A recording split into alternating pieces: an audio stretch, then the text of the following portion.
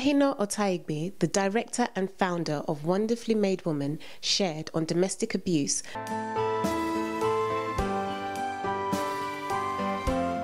Well, the organization started in 2011, 17th of July to be precise. It started because of what I went through growing up. I lived in an environment where there was so much domestic abuse everywhere. So I made up my mind that I wanted to be a counselor, but because of the family I grew up from, there's some courses you don't read. So I made an escape by reading law, trying to know my rights as a woman. Then I went to Lagos State University thinking Edo State was where the violence is, but I realized that violence is everywhere. And as a married woman as at that time, I used to, handle counseling sessions for women, based on their emotions, sex and marriage, until I came to the UK in 2005.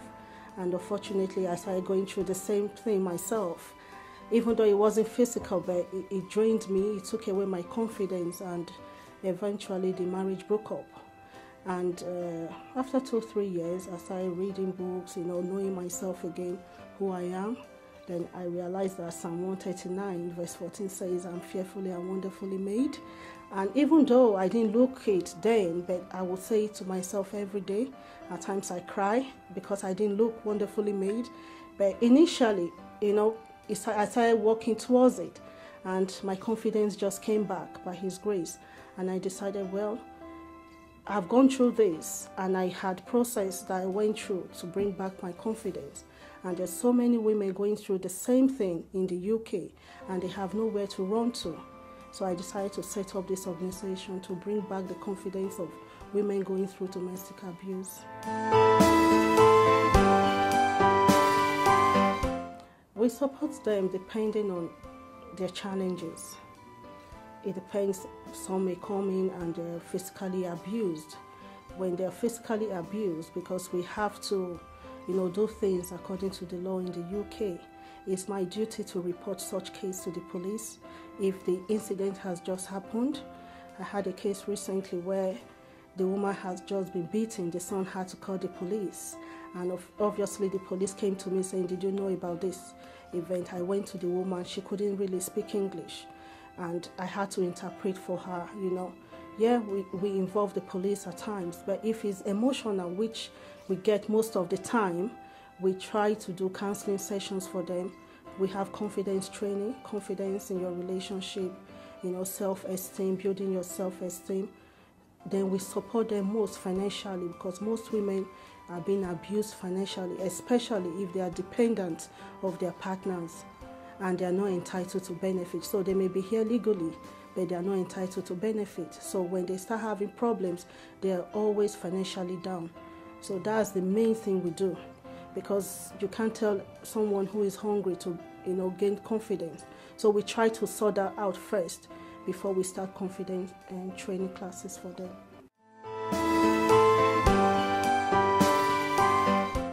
To be honest, it's quite unfortunate that most women don't know that they've been abused, because when you hear of domestic abuse, the first thing that comes to your mind is the physical one. So most men would say, I don't abuse my wife. But at the end of the day, you find out that the physical abuse, if it's not that much, it's easy to let go and forget. But when it's emotional, for example, it takes a while, for the woman to get over that situation, because that self-esteem is gone. So for them to know, they need to, have an avenue where they can go online to find out if they've been abused. If you go to Women's Aid website, which I always encourage people to go to, there are questions there, and they say, answer yes to this, answer yes to that. So by the time you say, oh yeah, I'm going through this, oh, he calls me names, calling names, isolating the woman, abusing them financially, knowing everything, about them, seizing their phones. There's so many ways a woman can be abused. After the inauguration in December 2011, that was when people started recognizing us. And so far we're in partnership with Women's Aid. So if a woman speaks out and goes to the police or the Women's Aid, If they are Nigerians, for example, they will always refer them here. Then we're trying also to start going to churches from next month to let people know that we are here to help them. Because most black Nigerians, they don't want to go to Women's Aid because most times they're afraid they'll be sent back home. So we want to start going to churches to let them know that we are here, we can help you. You don't have to be, you don't have to go back to Nigeria if you're going through domestic abuse, that there is help for you. Because there's a research going on now. They've realized that Nigerian women don't speak out. So that's why Wonderfully Made Woman is different. It's a Christian organization standing and fighting domestic violence in a friendly way. Yeah, so we speak to men. Most men will say, I don't abuse my wife. But by the time we speak to them, they're like, oh my God, I never knew I've been abusing her.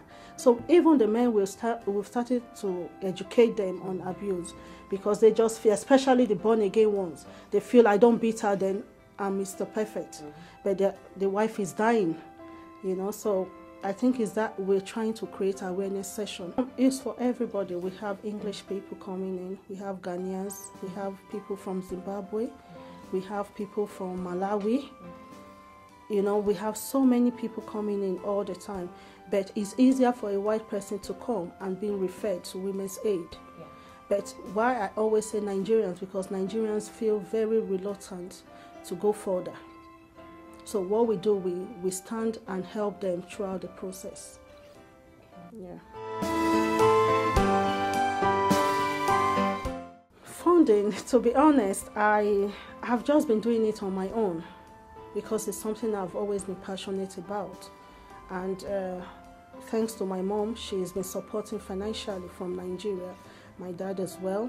Throughout the inauguration, all the expenses was paid by them, because she believes that one day I'll come back to Nigeria to help women. Then not until last year, September, we got funding from Forever Manchester to do an event, the Christmas event we did, Confidence Extravaganza. Then somehow God lifted us up, and Seedbed Charity Organization heard about me, asked me to come for an interview, and they funded us for just 1 year. So, but that's not enough, because I'm supposed to use it as my salary, but eventually you can't find a woman, hungry with the kids, and you're thinking of yourself. So most time we have to spend so much on these women, with feeding and all of that. For feeding, because we do not want women to take advantage of the organization. What we do is we can only give cash if it's for specific needs. Specific in the sense that is if the woman is going to use it to pay for dinner for the children, we make sure that we go there to pay for the dinner for the children. So we don't want to give a woman £100, for example, and the next thing she finds herself in TK Maxx. Yeah, we need to be sure of what she's doing. Then if a woman comes to say, I don't have anything in my home, then I say, okay, fine. List out what you need. Where do you shop? Then we take the woman to the shop. She buys everything that she needs, and she's happy. She goes home with the food. We make sure the food is there for the kids. That's what we do. We want to reach out to them, meet that need at that point in time. Then we do clothing as well. We collect new and used clothes from people and give it to women and their children that cannot afford to buy new ones. We did that last year as well. Most women, because majority of them are blacks, there are some food that they don't eat. So we'll prefer the cash, take them to the shop, they do the shopping, and they're okay. Because there's no point giving somebody maybe baked beans, for example. I don't eat baked beans, so if you give me, it's of no use to me. Yeah. So we prefer to just give them what they need. This is Mercy Ministry on Now Series TV.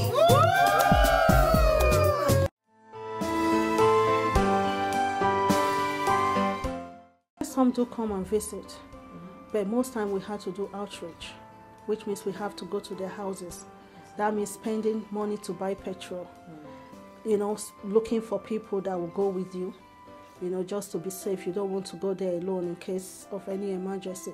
So most time we do outreach, and it's not easy when you're trying to do that. but at times people don't want to come here, so they could say, well, I can meet you in the library at so time, because that will be safe for her. So it depends on individual actually, but we try as much as possible to be very confidential about the whole thing.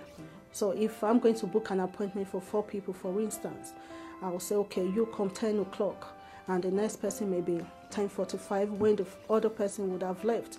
So you don't see yourself on the way and people start saying, oh, she's got problem, I saw her in Wonderfully Made Woman. So we try to be very, very confidential about the whole thing.